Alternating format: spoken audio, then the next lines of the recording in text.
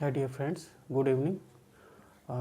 Today in this class we will discuss phrases and clauses and basic differences between phrases and clauses and how they work in a sentence and what is the structural pattern in a sentence. So we would like to discuss one by one here. First of all, phrases and clauses both can work in a sentence as a subject and object in any type of sentence. The basic difference between phrases and clauses is that on one hand, phrases do not require subject and predicate. On the other hand, clauses require subject and predicate. Both phrases and clauses both are a group of collected words. In case of phrases, we don't find subject and predicate, but in case of clauses, we find subject and predicate working together in a sentence. The basic similarity between both of them is that both can work either a subject in a sentence or as an object in a sentence.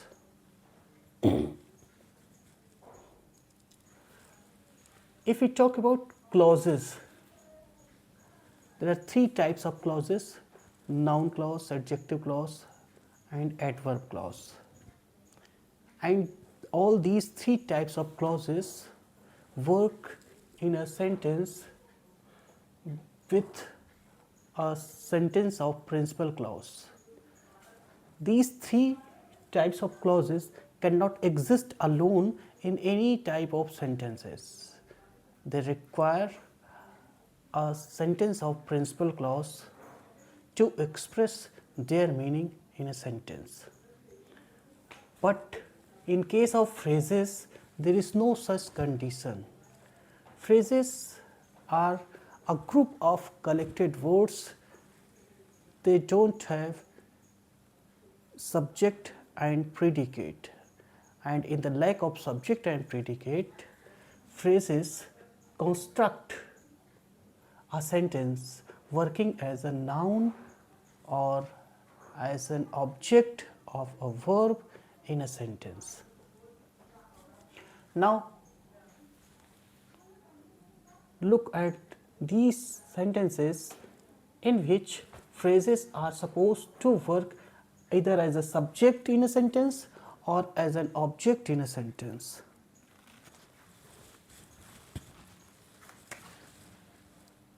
The worn out furniture, my neighbor down the street.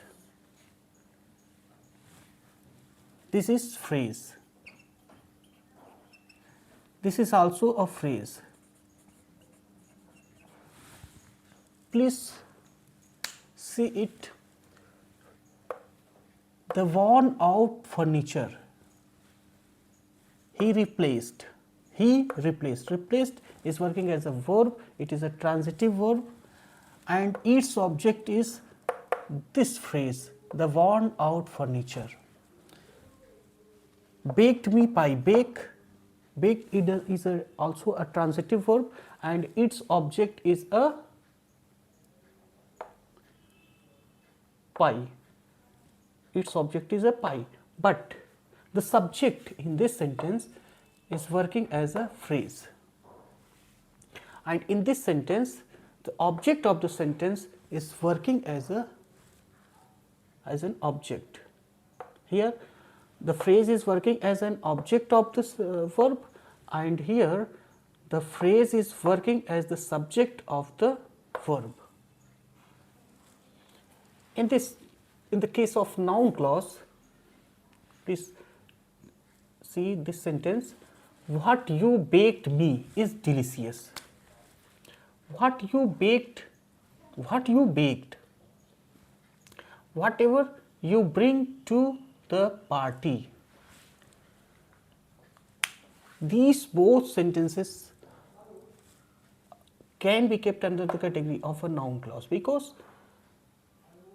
both the sentences seem to have its own subject and predicate, and with the help of a sentence of principal clause, both are making their sense clearly. What you baked is delicious. What you baked, here the subject is you. Its predicate is baked. This is predicate and this is subject. But here in case of phrases, we do not find any subject or predicate in these sentences. The worn out furniture, can it be as a subject in a sentence, or can it do the work of an predicate in a sentence?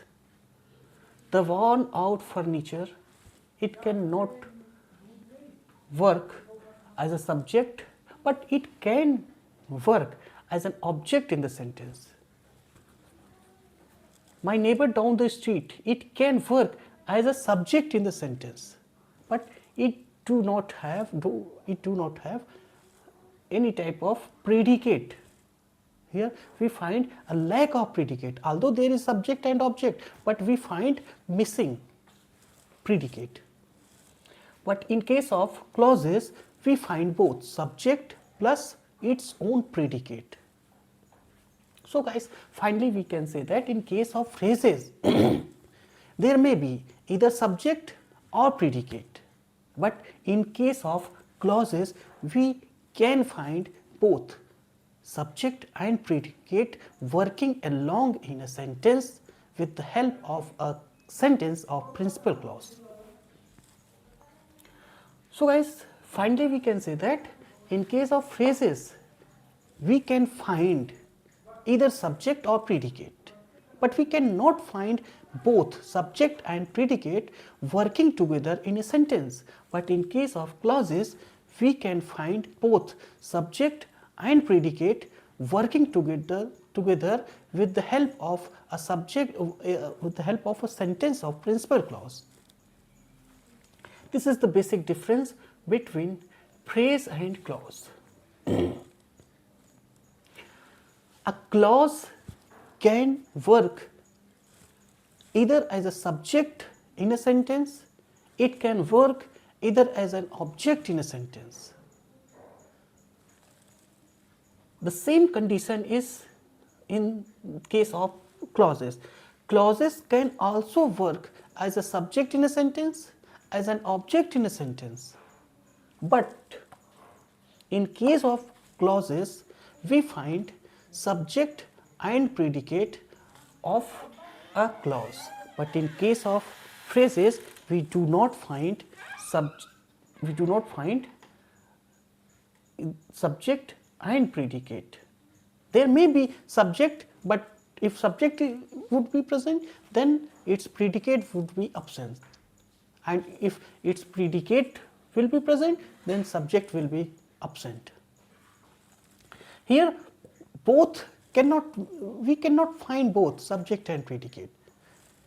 He replaced the worn out furniture. Here phrase is working as an object in the sentence. My neighbor down the street, here the phrase is supposed to work as a subject in the sentence. So we can say that a phrase can work either as a subject in a sentence or as an object in the sentence. But in case of phrases, they do not seem to have their own subject and predicate.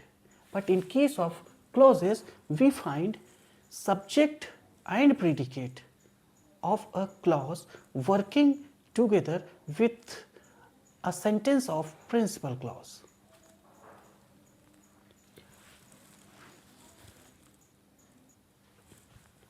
Please look at these sentences.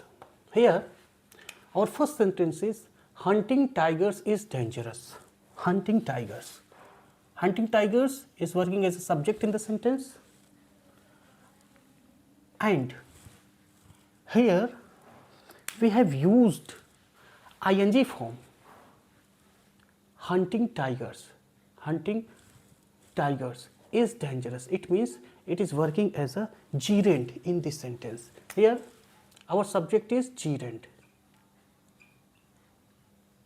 phrase. As I have already told you, a phrase is a group of collected words which don't have either subject or predicate. So hunting tigers is working as a gerund phrase here. He enjoys singing. He enjoys singing. Singing is also a gerund phrase. Singing is also a gerund phrase, which is working as an object in the sentence.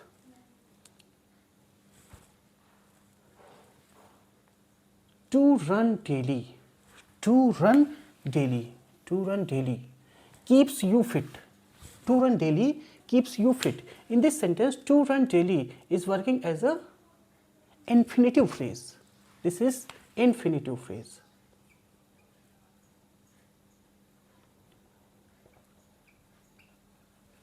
It is working as a subject in this sentence. This is working as a subject in this sentence. To run daily keeps you fit.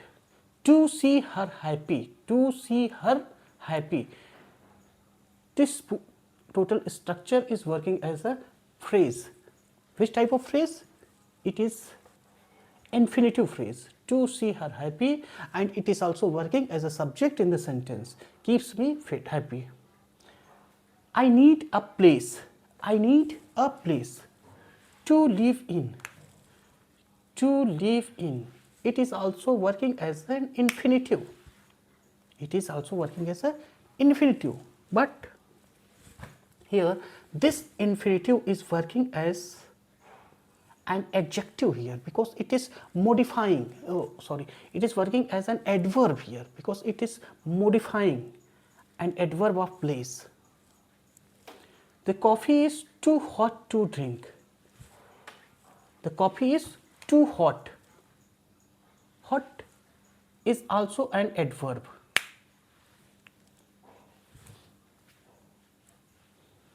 The coffee is too hot to drink.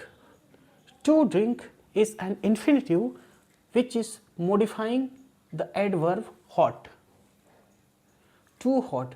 To is also an adverb which is modifying hot. And to drink is also modifying hot. So we can say that it is working as an adverb in this sentence. The students were excited. To go on a trip. The students were excited.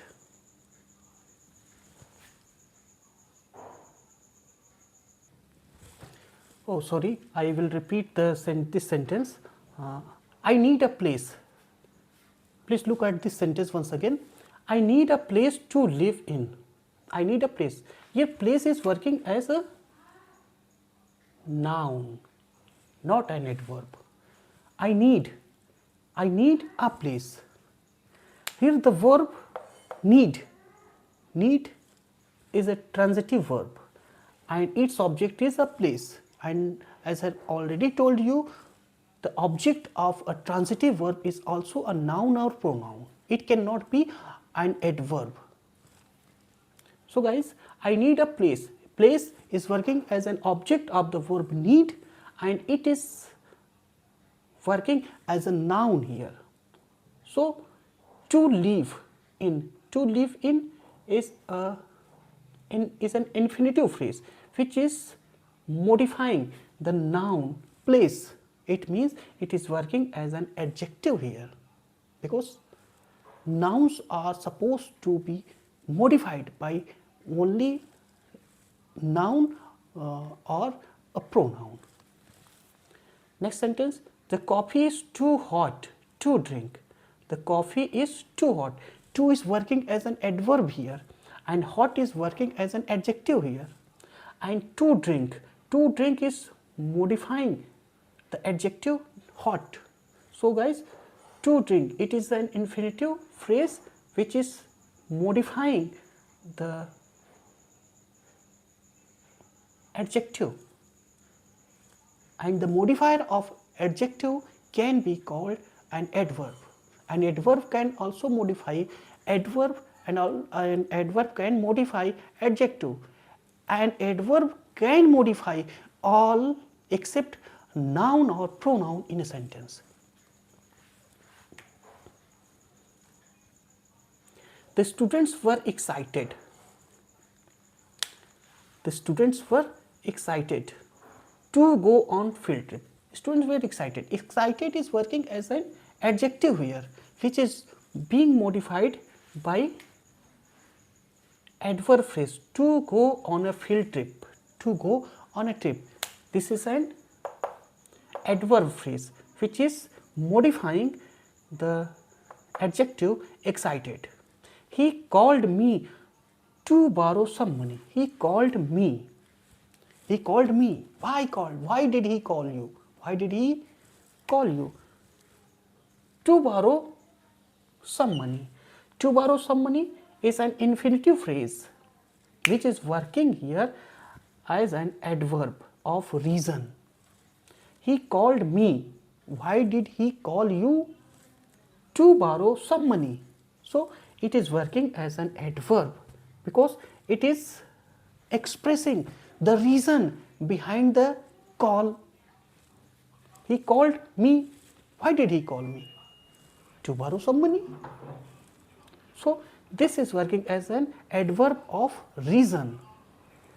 My puppy, a dangerous dog, barks at night. My puppy, this is a noun. A dangerous dog. Here a dangerous dog is working as an apposite, because in case of apposite, one noun is the representative of another noun. It means one noun renames another noun. My puppy, a dangerous dog. If we remove this, a dangerous dog, our sentence would not lose its meaning. My puppy barks at night. Our sentence would express full meaning. If I remove this phrase, a dangerous dog, there would be no effect on the part of my sentence if I remove this phrase, a dangerous dog. He is inside the store. He is inside the store is working as a prepositional phrase. We can call it a prepositional phrase. We can call it apposite phrase, because in case of apposite, one noun expresses another noun through its own name, and in case of apposite, the noun which modifies another noun can be removed without affecting the expression of a sentence. He is inside the store. Here in this sentence, inside the store is working as a prepositional phrase. So guys, please see at these sentences. First sentence, looking at the picture of his mother, he cried. The fruits plucked from our garden are in my room. Having paid the fine, I got my car back. First sentence, looking at the picture of his mother. He cried. This is complete sentence, and this is working as a phrase, looking at the picture of his mother. This is working as a phrase. Which type of phrase is this? This is participle phrase. This is present participle phrase, because looking at the picture of his mother, this is present participle phrase. The fruits plucked from our garden, this is working as a past participle phrase. Having paid the fine, this is working as a perfect participle phrase. There are three types of participles: present participle, past participle, perfect participle. This participle phrase is working as a present participle phrase. This participle phrase is working as a past participle phrase, and this one is working as a perfect participle phrase. So guys, both all three phrases, either it is present participle phrase or past participle phrase or perfect participle phrase, all these three phrases are supposed to work as a subject in the sentence. He cried. Looking at the picture of his mother, he cried. No, it is not working as a subject in the sentence because subject is already present here. Looking at the picture of his mother, looking at the picture of his mother, he cried. Then this phrase is modifying either subject or verb. So guys, looking at the picture of his mother, this is modifying subject. It means it is working as an adjective here. But in the second sentence, the fruits plucked from our garden are in my room. This is working as a subject in the sentence because here we find no subject except the past participle phrase. So guys, the fruit plucked from our garden, it is working as a subject here because we find the absence of subject in this sentence. Are in my room. It means it is working as a subject. Having paid the fine, I got my car back. It is working as a subject here. Got my car back. But how? How could I find my car back? It means it is referring towards the reason of finding his own car. So this is the reason. Having paid the fine, it means without having paid the fine, he could not receive his own car. So he paid whatever fine is supposed to be imposed on his car. He paid the total fine and received his own car. So guys, it is working as an adverb of reason here. So guys, this was our class based on a phrase and clause. We would meet in our next class. Thank you.